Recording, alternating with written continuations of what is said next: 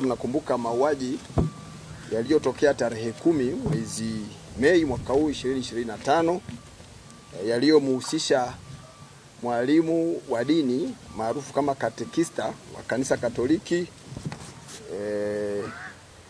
parokia ya Mtakatifu Teresia wa Mtoto Yesu lililopo Tazara, Tunduma, ambaye anafahamika kwa majina ya Diamond Mwenda mwenye umri wa miaka 38 aliyefariki tarehe hiyo ninayosema tarehe 10 mwezi wa 5 kwa kushambuliwa na vitu vyenye ncha kali akiwa nyumbani kwake maeneo mbalimbali ya mwili baada ya kuviziwa na mtuhumiwa akiwa ndani nyumbani kwake.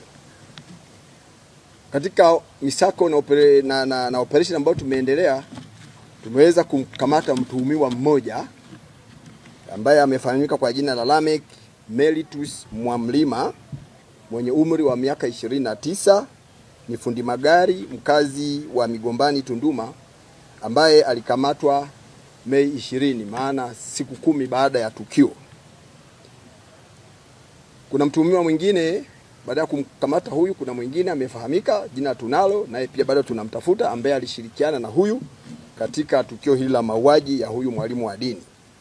Aidha, uchunguzi wa awali umebainisha kuwa sababu za mauaji hayo ni wivu wa kimapenzi, ambapo mtuhumiwa alikuwa akimtuhumu marehemu kutembea kimapenzi na mke wake na hivyo kutekeleza mauaji hayo kama kisasi. Upelelezi wa tukio hilo bado unaendelea, na utakapokamilika jalada itapelekwa ofisi ya mashtaka kwa ajili ya hatua zaidi za kisheria, ikiwa ni pamoja na kumpeleka mahakamani. Kwa hiyo mtuhumiwa amekamatwa na sababu za awali zinaonyesha kabisa ni wivu wa kimapenzi.